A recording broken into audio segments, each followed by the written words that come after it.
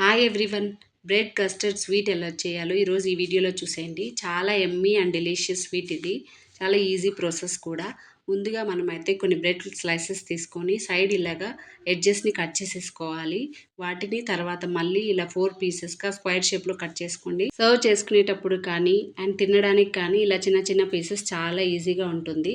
So నేనైతే అందుకని చిన్న చిన్న పీసెస్గా కట్ చేసేసుకున్నాను.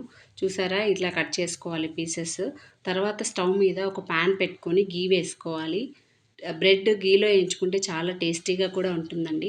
ఆయిల్ కూడా వేసుకోవచ్చు, కానీ నేనైతే మొత్తం గీలో ఫ్రై చేసుకున్నాను బ్రెడ్ స్లైసెస్ని. గీ మెల్ట్ అయిన తర్వాత ఇలా పీసెస్ని అయితే ఆయిల్లో ఫ్రై చేసుకోవాలి. 2 సైడ్స్ కూడా మంచిగా ఫ్రై చేసుకోవాలి. అప్పుడే క్రిస్పీగా టేస్టీగా ఉంటుంది స్వీట్ అనేది. సో 2 సైడ్స్ కూడా ఇలా లైట్ బ్రౌన్ వచ్చే వరకు ఫ్రై చేసుకోండి. ఇలా ఫ్రై చేసుకున్న బ్రెడ్ పీసెస్ ఉట్టిగా తినడానికి కూడా చాలా బాగుంటాయి. చూడండి ఎంత బ్రౌన్గా మంచిగా ఫ్రై అయ్యాయో. ఇలా ఫ్రై చేసుకుంటే స్వీట్ కూడా చాలా బాగా వస్తుంది. బ్రెడ్ పీసెస్ అన్నిటినీ ఇలా మంచిగా ఫ్రై చేసుకోవాలి. మరీ క్రిస్పీగా కాకుండా ఇట్లా లైట్ బ్రౌన్గా వచ్చే వరకు ఫ్రై చేసుకోండి. సో తర్వాత అయితే మనము ఒక ఫుల్ ప్యాకెట్ ఆఫ్ మిల్క్ తీసుకోవాలి. స్టవ్ మీద పెట్టేసుకున్నాను మరగడానికి. తర్వాత కొన్ని ఫ్రెష్ మిల్క్ వచ్చి పక్కకు తీసుకొని అందులో మనం కస్టర్డ్ పౌడర్ యాడ్ చేసుకోవాలి. ఒక 2 spoons of custard powder add చేసుకొని ఇలా మిల్క్లో లంప్స్ లేకుండా కలుపుకోండి.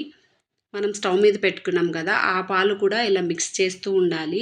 లేకపోతే మీగడ కట్టేస్తుంది. మీగడ కట్టేస్తే ఏంటంటే అది లేయర్ లాగా ఉంటుంది కదా, మన స్వీట్లో అది అడ్డుగా ఉంటుందన్నమాట. సో మీగడ కట్టకుండా ఇలా కలుపుకుంటూ ఉండాలి.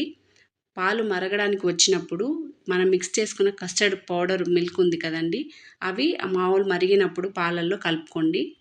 మిల్క్ ఇలా కలుపుకుంటూ ఉంటే లంప్స్ లేకుండా కస్టర్డ్ కూడా మంచిగా కలిసిపోతుంది.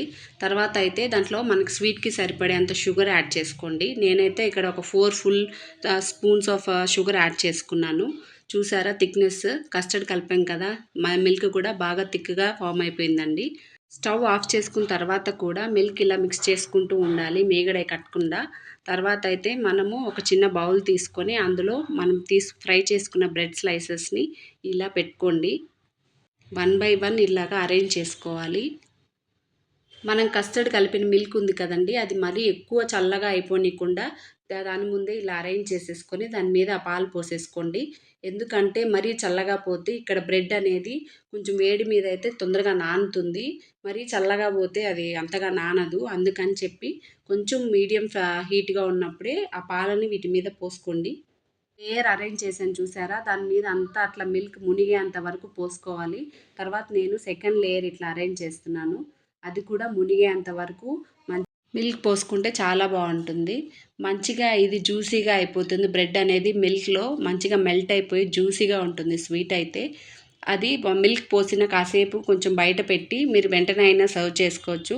లేకపోతే ఫ్రిడ్జ్లో అయినా పెట్టుకొని కాసేపు తర్వాత తీసి సర్వ్ చేసుకోవచ్చండి. ఇంట్లో గెస్ట్ వచ్చినప్పుడు కానీ ఇట్లాంటి స్వీట్ చేసి పెడితే చాలా బాగుంటుంది. ఇట్లా పైన డ్రై ఫ్రూట్స్ కూడా కట్ చేసి వేసుకోండి. చూడడానికి కానీ తినడానికి కానీ చాలా చాలా యమ్మీగా ఉంటుంది స్వీట్. తప్పకుండా ట్రై చేయండి అండ్ నాకు కమెంట్ పెట్టండి అండ్ సబ్స్క్రైబ్ ద ఛానల్.